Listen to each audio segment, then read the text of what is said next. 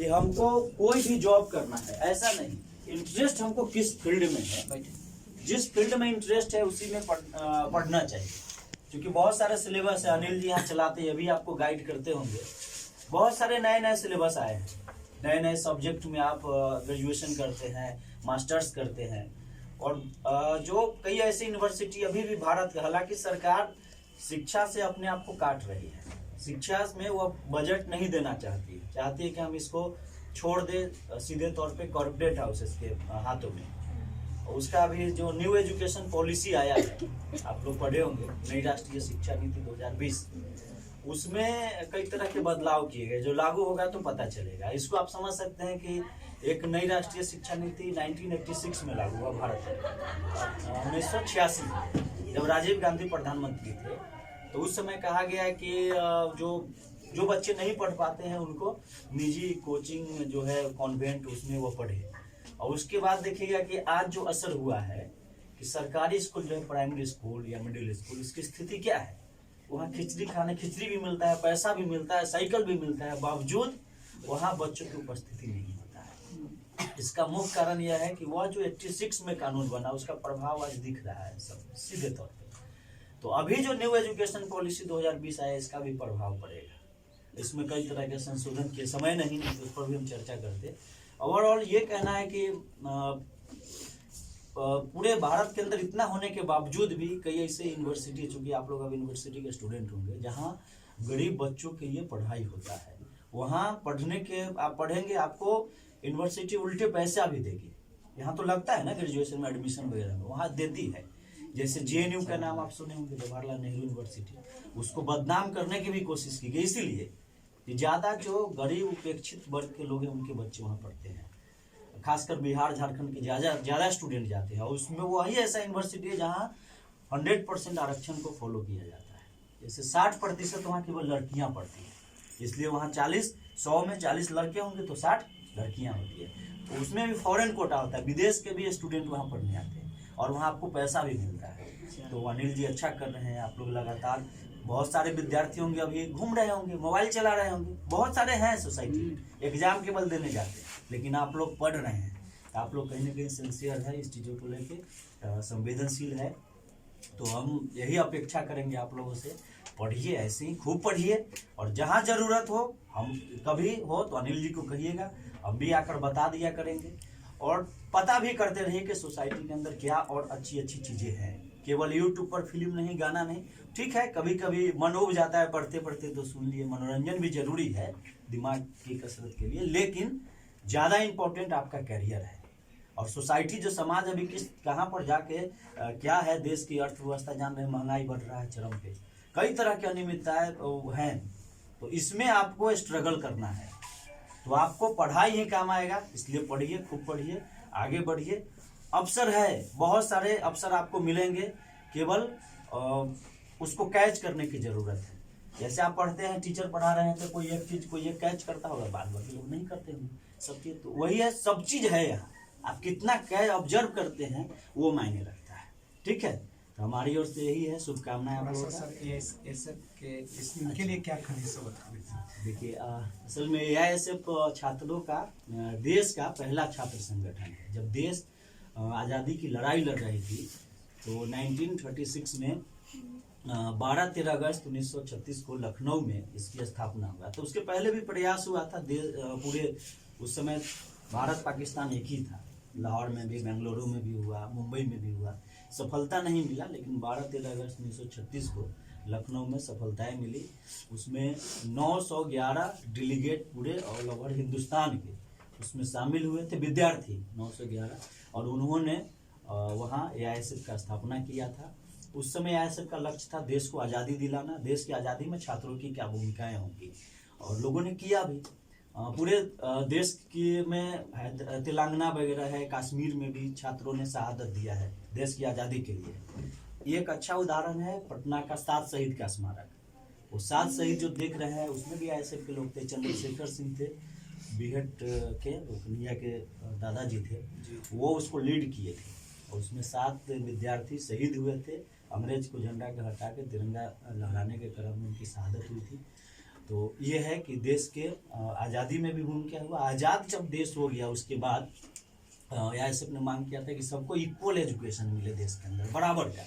ऐसा नहीं कि कोई कलेक्टर साहब का बेटा है तो वो प्राइवेट स्कूल में पढ़ेगा, कोई जूता सीने वाला का बेटा है तो वो सरकारी में। सबके लिए एक स्कूल हो, इक्वल सिस्टम हो, इसकी मांग की गई, लेकिन वह नहीं हो पाया। उस समय कहा गया कि हमारे पास संसाधन नहीं है। सरकार ने कहा कि हमारे पास इतना पैसा संसाधन नहीं है कि हम स्कूल वगैरह हर जगह बनाएं, इसलिए जो है ठीक है वह चलते रहा और उसका विरोध भी लोगों ने किया। फिर आपको बताया कि 86 में, हाँ ये 64 में कोठारी आयोग बना था, 62-64 में कोठारी आयोग ने इसकी सिफारिश किया था कि सबको शिक्षा मिलना चाहिए। और हम लोग इतना तो हम लोग भी समझते हैं कि जो नहीं पढ़ता है उसका क्या हालत होता है। कोई बच्चा नहीं पढ़ेगा क्या हालत होगा उसका, मजदूरी करेगा, उसका शोषण होता है, उसको पता नहीं होता है, आवेदन लिखवाना है, कुछ करना है तो पूछेगा दूसरा से, तो मस्तिष्क डेवलप नहीं होता है। तो मस्तिष्क का डेवलप होना जरूरी, इसलिए कहा गया कि सबको शिक्षा मिलना चाहिए। जितना लोग पढ़ लेगा, सबको जानकारी होगी तमाम सिस्टम की, तो गड़बड़ियाँ नहीं होगी, ठीक है ना, गड़बड़ी नहीं होगी, वो समझता है तमाम चीज़ों को, तो इससे वंचित किया गया। ये पहले से भी चलते आ रहा है। आज़ादी के पहले भी देखेंगे जमींदारी प्रथा था, और उस समय भी हुआ था कि सभी जमींदारों ने, दरभंगा महाराज उसको लीड कर रहे थे, अमृतसर में कहे थे कि किसान मजदूर का बेटा पढ़ लेगा तो हमारे घरों में खेतों में काम कौन करेगा। तो ये कॉन्सेप्ट चलते आ रहा था, जो आज़ादी के बाद भी कमोवेश चला। सरकार अब कई संसाधन नहीं है।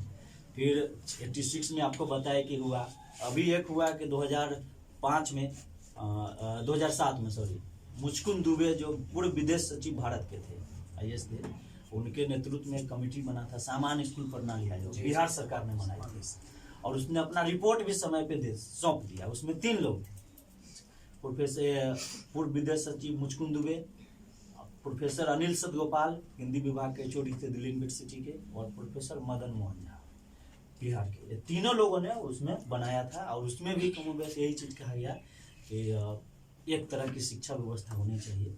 नीतीश जी 2015 में बोले भी थे चुनाव में कि हम जीतेंगे तो इसको लागू करेंगे, लेकिन वह नहीं हो पाया। यह चला, इसको समझिए कि कैसे पॉलिटिक्स लोग विद्यार्थी और मूल चीज़ों पर भी करता है। रामविलास जी चले गए, हमको याद है, हम सुने थे उनके भाषण में, चुनाव के पहले कहते थे कि जीतेंगे तो हम सामान्य स्कूल प्रणाली लागू करवाएंगे। मतलब जहाँ सबका बच्चा बाल बच्चा एक स्कूल में पढ़ेगा, सरकारी ही होगा, प्राइवेट नहीं होगा, ये उन लोग कहते थे, लेकिन लागू किसी ने करने का प्रयास नहीं किया, केवल बातें वहीं तक रह गई। और उसका नतीजा है कि आप पढ़ते हैं तो महसूस करते होंगे, किसान मजदूर के बच्चे, अनिल जी के अच्छा है कि कम से कम इतना भी कर दे रहे हैं। आगे की पढ़ाई के लिए आपको मन होगा इंजीनियर बनने का, तो प्राइवेट इंजीनियरिंग कॉलेज में कितना लोग करा सकता है। अगर किसी के पिताजी मजदूरी करते थे, क्या इंजीनियर बनेगा? इस व्यवस्था कभी नहीं बनेगा। तो अगर एक तरह का शिक्षा नीति होता है, यहाँ फ्री होता पढ़ाई सबके लिए, कि जिसको जो बनना है बनो, सरकार वो पढ़ाती, तो क्या आप इंजीनियर बन सकते थे? तो यह नहीं है। इसके लिए कौन जिम्मेवार है? आज यह चीज जानते हैं कि सरकार हमारा सोशल वेलफेयर है। क्या है हमारा सरकार? समाज कल्याणकारी सरकार है, समाज का कल्याण करने वाली सरकार है। डेमोक्रेटिक व्यवस्था हमारे, हमारा वोट होता है, हम ही वोट देते हैं ना सरकार बनाने, और देश चलाने के लिए टैक्स कौन देता है? हम ही देते हैं अलग अलग माध्यम से। तो फिर हमारे लिए व्यवस्था क्यों नहीं? बजट बनना चाहिए ना। तो असली लड़ाई ये है जो हम लोग बराबरी की लड़ाई चाहते हैं, कि बराबरी का शिक्षा व्यवस्था मिले, बराबर की व्यवस्था हो, कि हेल्थ में भी हो तो बराबर का हो। यह क्या है कि कोई बड़े लोग हैं, उनको सब सर्दी बुखार या कुछ होता है तो प्राइवेट में बड़ा डॉक्टर साहब क्या दिखाएंगे हॉस्पिटल में, प्राइवेट में, हमको होगा तो ये अनिवार्य हो कि सब यहाँ पर दिखाए। निजीकरण नहीं है, वह होने से होता है कि भेदभाव होता है। हमको भेदभाव को क्या करना है? मिटाना है, कम करना है। यही ना शिक्षा बताता है, समानता और सबको एक तरह की व्यवस्था मिले, तो यह नहीं है। तो मुख्यतः हमारा यही है। दूसरा यह है कि हम शांति, प्रगति, वैज्ञानिक समाजवाद की बात, चूंकि हम नहीं बताना चाहते थे, सर बोल दिए, इसलिए हमारा है ही। या ऐसे को देखेंगे बैनर हमारा शांति, हम शांति चाहते हैं। जैसे विवाद होता है ना, एक दो देशों के बीच या एक गुट के बीच, जाति के बीच, एक जाति से दूसरे जाति के बीच, एक गांव से दूसरे गांव के बीच, तो वो नहीं, हम शांति चाहते हैं, हम प्रगति चाहते हैं, विकास, प्रोग्रेस। तो प्रोग्रेस कैसा होगा? तो वह साइंटिफिक तरीके से होगा, वैज्ञानिक तरीके से होगा, अवैज्ञानिक तरीके से नहीं।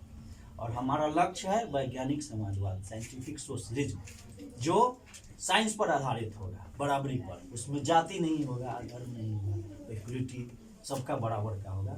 तो साइंटिफिक वही ना होता है तरीका कि आपको अगर बुखार लगा तो आप क्या करेंगे, दवा सीधे ले लेते हैं, और नहीं ठीक हुआ तो फिर हॉस्पिटल, ब्लड टेस्ट होता है ना, तो मलेरिया के कारण है कि टीबी के कारण है। और बुखार की दवा नहीं खाइए, मलेरिया हो गया है तो सीधे मलेरिया की दवा खाएंगे, बुखार खत्म। लेकिन अगर मलेरिया है, केवल बुखार का दवा खाएंगे तो ठीक होगा? उसकी जांच कहाँ होता है? लैब में ब्लड टेस्ट होता है। यह क्या तरीका है, कौन पद्धति है? वैज्ञानिक पद्धति है। तो वैज्ञानिक पद्धति को हमेशा अपनाना चाहिए। और एक चीज याद रखिएगा आप लोग, कोई भी कहीं भी कुछ कहता है आपको, आप आंख मूंद करके उसको भरोसा नहीं कीजिए। आप पढ़ रहे हैं ना, उसको तौलिए, वैज्ञानिक तरीका ही कहता है, क्रॉस चेक कीजिए। हम भी जो कह रहे हैं आपको, मैं जो बोल रहा हूँ उसको भी आप वैसे नहीं माने। इसको गूगल है, दूसरी और बुक है, उस पर तौलिए, बातचीत कीजिए कि क्या ये सही है, कि सही कर रहे हैं कि गलत है। कोई भी कहीं कुछ कहता है आपको, उसको साइंटिफिक तरीके से एनालिसिस करना ही चाहिए। और जो यह करता है वह सही रिजल्ट पर पहुंचता है। इसलिए आंख मूंद कर किसी की कोई बातों पर भरोसा कभी नहीं करना चाहिए। जो वैज्ञानिक तरीका है, वैज्ञानिक तथ्य है, उसी को माने। यही पढ़ाई का मुख्य उद्देश्य है। और तब हमको लगता है ऐसा हम लोग मानेंगे तो बहुत बेहतर समाज होगा, उन्नत किस्म का समाज होगा। ठीक है, तो यही हमारी ओर से है। आप लोग पढ़िए, अच्छा बनिए। हमारी बहुत शुभकामनाएं हैं आप लोगों के साथ। जहाँ जरूरत पड़ेगा आपके साथ कदम से कदम मिलाकर चलेंगे। कोई भी समस्या हो, अनिल जी भी, इनको भी बोल सकते हैं, और हमको भी, हमारे और भी लोग हैं, एकदम आपके साथ हम रहेंगे। ये हम आप लोगों से